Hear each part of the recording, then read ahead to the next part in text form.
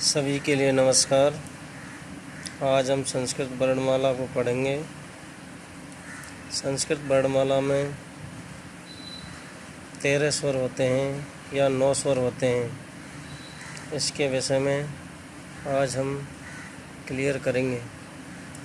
स्वर वर्ण और व्यंजन वर्ण।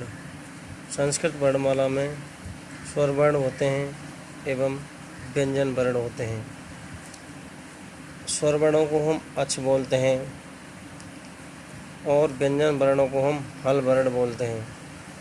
स्वर वर्ण स्वतो राजते इति स्वर है, यानी कि जो अपने आप में विराजमान होते हैं, अपने आप में जो स्वतंत्र होते हैं वो स्वर वर्ण कहलाते हैं।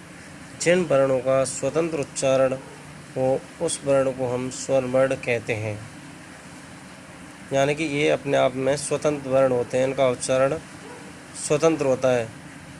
व्यंजन वर्ण स्वरम अनुयोज्यम इति व्यंजनम, जो स्वर को पीछे जोड़ के आता है वह व्यंजन है। अब हम व्यंजन वर्ण को पीछे पढ़ते हैं, पहले हम स्वर वर्ण को पढ़ते हैं। हमारा आज का जो विषय है वो है स्वर वर्ण, यानी कि स्वर 13 होते हैं अथवा 9 होते हैं। इसके विषय में हमको आज क्लियर करना है। स्वरा यानी कि स्वर 9 होते हैं। स्वर को हम अच कहते हैं। आ ई उ री ली ए औ ए औ, यानी कि मूल स्वर हमारे 5 और संयुक्त स्वर 4। इस प्रकार से 9 स्वरों की संख्या हो गई, यानी कि जो अच होते हैं वही स्वर होते हैं। अब अच है स्वरहा, अच प्रत्याहार, यानी कि अच प्रत्याहार में आने वाले वर्ण स्वर वर्ण कहलाते हैं। अच प्रत्याहार में आने वाले वर्णों की संख्या ही स्वर वर्ण कहलाती है या मानी जाती है। माहेश्वर सूत्रों में इनकी संख्या 9 है। माहेश्वर सूत्र 14 हैं। अब हम यहाँ पे माहेश्वर सूत्रों के शुरुआत के 4 लेते हैं। आ ई उ डी, री रिले के, ए ओ डे ए ओ चे, आयु डे री रिले के, ए ओ डे ए ओ चे। इसमें जो हमारा आ ई उ है और डे है क्या है, हलंत वर्ण है। री और रिली के हलंत वर्ण है, यानी कि हलंत वर्णों को छोड़कर आ से लेकर चा तक जो वर्ण आता है, जो अक्षर आता है वो 9 है। आ ई उ रिली रिले ए ओ ए औ, यानी कि माहेश्वर सूत्रों में 9 स्वर हैं। अच प्रत्याहार में आने वाले सभी 9 स्वर माने जाते हैं, जो आ ई उ री रिले ए ओ ए औ, आ ई उ री रिली ए ओ ए और औ, यानी कि ये 9 स्वर हैं, स्वर वर्ण हैं। ये माहेश्वर सूत्रों में आने वाले जो सूत्र हैं, 4 सूत्र शुरुआत के, उनमें से आ से लेकर चा तक इनको ये हलंत वर्ण है, इनको हम काउंट नहीं करते। तो ये हमारे इस प्रकार से माहेश्वर सूत्रों में जो अच प्रत्याहार है वो हमारे 9 हमारे स्वर हैं। पाणिनि द्वारा इसके विषय में हमें एक और क्लियर करना है कि 13 कहाँ पे माने जाते हैं।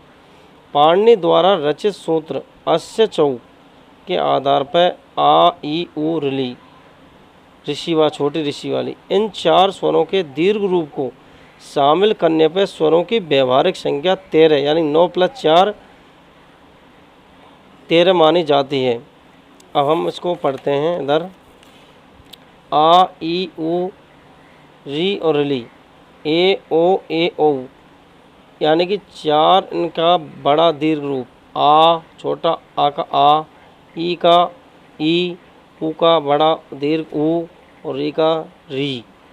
ये 4 ये हो गए और 4 ये 8 9 10 11 12 13, इस प्रकार से ये 13 होते हैं।